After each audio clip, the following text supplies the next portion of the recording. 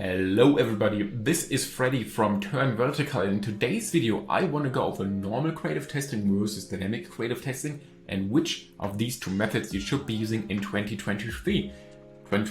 So I would say let's get right into it. First things first, let's go from the example that we have three creatives that we want to test, 2 headlines and 2 ad copies. And let's look at the normal creative testing method first. And when normal testing, you obviously have one ad per variant that you want to test. So basically, you have creative 1, headline 1, ad copy 1. Then you have ad 2, which is creative 1, headline 1, ad copy 2. Then you have ad 3, which is creative 1, headline 2, ad copy 2. And then you go on, and basically you have 12 different ads. Obviously 3 times 2 times 2 is 12, and you have 12 different ads within one ad set. First of all, it's super hard to get any statistical significance on each one of these ads because they all need to get to a certain spend level before you can really decide whether this variant is the best or not. I would say statistical significance, or basically where you can decide whether an ad is good or not, whether you can scale this ad up or not, begins at 50 purchases, 50 to 100. Obviously, before that, if your CPA is super high, you can obviously turn off the ad. But if you're still getting a great CPA at 50 to 100 purchases, then you can be okay, I can try to scale this up, right? But anything below that, it might just be luck that you were getting, these kind of CPAs or this kind of rows. So first of all, that's super hard, Let's write this down. Super hard to make a decision. Super hard to make a decision, again, because each one of these variants needs to get to a certain spend level before you can make a decision. Then, each one of these ads, put my pen out, hope I can let's turn this on, and then basically each one of these ads, they kind of work on their own, right? Let's say, just a super basic example. Let's say you have an audience size of 100,000. 100,000. I don't know what's doing this. Perfect. Let's say you have an audience size of 100,000. And then on any given day, maybe 10 are ready to buy.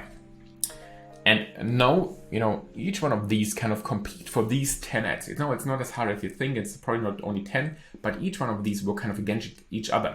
Every one of these wants to be the best ad.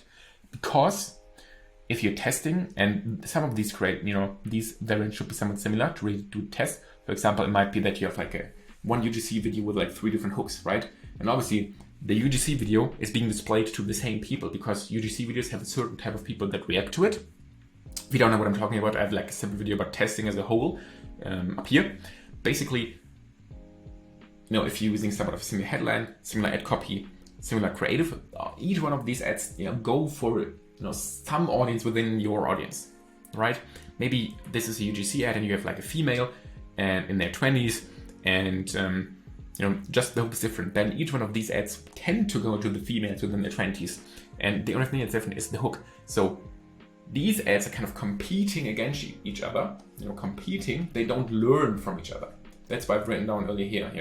They work against each other, and that's why it's hard to make any decision. Also, these work against each other and kind of steal the sales. It might be that this ad got 5 sales on the first day, and each one of these got 1, 1, 1, and then you might be, okay, this is the winner, and you turn all the other ones off, but next day, boom, 0 sales, right? It might be that this ad just got super lucky in the auction, got the low-hanging fruits, but there was no, statistical significance behind it. So let's look at the next method, which is dynamic creative testing. And basically, once you see this, it's going to be super hard for you to make a decision. Basically, in dynamic creative testing, you still have these, 12 components, 7 different components, because it's 3 creatives, 2 headlines, 2 ad copies, 7 different components. But, as opposed to kind of working against each other, they kind of work like a flywheel. Headline 2 learns from headline 1. It might be, if you've ever run dynamic creatives, you can, you have this breakdown. You can see which element got what spend and what the ROAS was, and CPA was. But it might be, you might be looking at creative 1 and creative 2. And this one, for example, got let's say 1,000 in spend, 1,000 and $20 CPA. And this one got like 100 in spend and like $1.10 CPA. This does not mean that this ad is better. It means that this ad is probably better because first of all, Facebook is giving it more spend, and spend should be an indication of performance, at least stability. And just because you have a lower CPA does not mean that this ad is better. And that's what most people get wrong about creative testing as a whole. Just because something has a lower CPA does not mean that it gets the stability and the scale that you want. It might again be that this ad just got low-hanging fruits, but what's different then on this testing kind of technique is that Creative 1 learns from Creative 2. So it might be that these two will go like very, very well in conjunction. So Facebook knows when to show Creative 1 and when to show Creative 2. In this instance, they wouldn't have known that because they are not working with each other. In Creative Dynamic Creative, it's like a flywheel, and you kind of learn from each other. Each element learns from each other, even the headline learns from the creative, etc.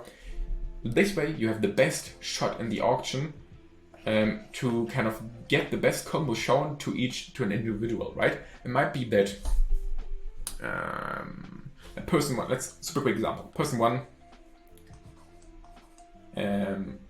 person, get rid of this. Person one and person two. Maybe person one to react to creative one, headline 2 and ad copy 2, and person 2, which is still in the same audience, like same creative testing procedure, but maybe it's creative 1, headline 1, but ad copy 2, right? So the only difference is the headline. And Facebook knows which headline to show to which person, to which they think they are most likely to react. So this is why you should always use dynamic creative for testing purposes in 2023, and then you can even scale up your dynamic creative ad set. Let's say you're using CBO, you can scale up the CBO testing campaign. If you're using ad set budget, and maybe you have like a super winner on one ad set, you just can scale up the ad set, and then you move them over to the scaling eventually, blah, blah, blah, blah, blah. This is, again, I've went over this in another video. But basically, this is why you should always use dynamic creative, because the elements learn from each other, they get smarter, they don't work, they work kind of in conjunction. And yeah, hope I explained this in a simple manner. Hope you enjoyed this video, and if you want to learn more about Facebook, please subscribe.